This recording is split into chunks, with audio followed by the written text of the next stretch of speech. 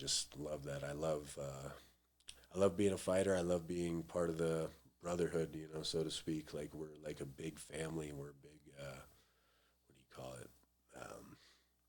Feel like it's being part of like a big fraternity, you know. Like we'll all take care of each other, and we'll all like Yeah. be uh, welcoming to each other. You know, if we see each other about, you know, in regular circumstances or among regular people, you know. Yeah. I always love the camaraderie as well. You know what I Nah, mean? that's what drew me to MMA more than anything. I remember the first fight I ever went to, the first live fight.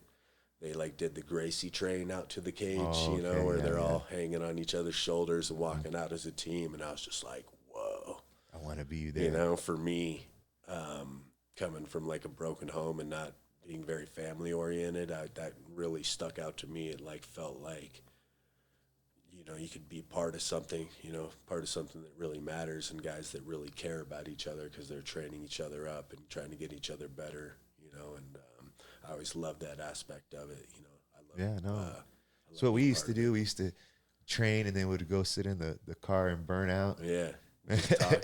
Talk and hang out. Yeah, and I mean, you really build some strong bonds, you Yeah. know, just through training because you're sitting there suffering together. And it takes a lot of strength of character to keep doing that day in and day out. So you just build up respect for each other. Yeah, I whenever I would watch like you or Chris or Brandon or any, I remember watching people you fight. It's different. It's not like watching when if you were going to cage, I'd be like, No, I you know, always like tell people you can't beat live fights, man. Live fights are the best, but when you got a yeah, dog in the fight, like it's just like it changes it everything. changes completely everything. You watch it different. You look at. I remember watching Gino fight one time and he won. He won this, but and we were watching him and we were going, no, don't, no guillotine, no guillotine, no guillotine. Like he jumps, pulls guillotine. We're going, oh shit, no. But he got the tap. I don't know how he got it. Yeah, I mean, he's Yeah, Gino's a hard-headed guy. You know, I yeah, think yeah. he's just going to kind of do his own thing, and that's how some fighters are. Yeah. You know, like not every fighter's like as coachable as the next. You know, and I mean, it's a lot harder than people realize. Man, you're out there fighting.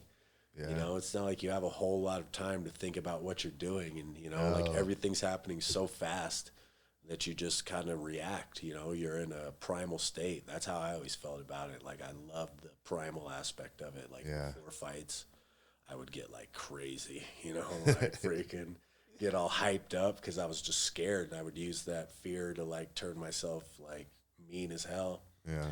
And to me, I was like just a primal beast out there, and I love that aspect of it. You know, like you'll never feel freaking higher than knocking somebody unconscious. You know, you Man. knock somebody out, like, and the fight's over. Like, it's the best you're ever gonna feel. And it's a good confidence boost. Oh It's a great confidence boost. The first time I KO'd somebody though was in the streets, yeah. and I remember I KO'd him, and I remember looking at like almost looking at my hand like, what the fuck? Like, did I just knock this guy out? Like, what the fuck just happened? No, I could remember that.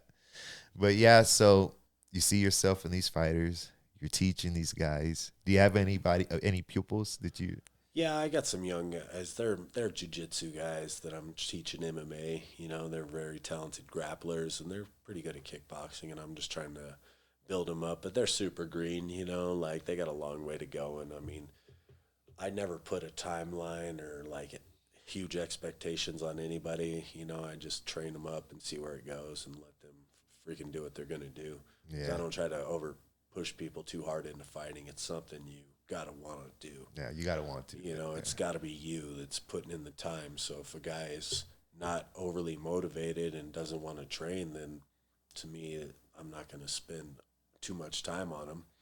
You know, but I got some young guys that are really talented, and I'm hoping we'll follow through and actually take a fight. You know, but that's at least that's a long way off. You know, they got a lot of training to do. I'm not going to make the same mistake with them that I did with myself, where I just throw them to the wolves and let them go. I mean, I think they could be successful, but I want to try to bring them up right, develop them correctly, get them good matchups, and build up their confidence, and build up their skill level, you know, gradually, you know, through tougher and tougher fights. But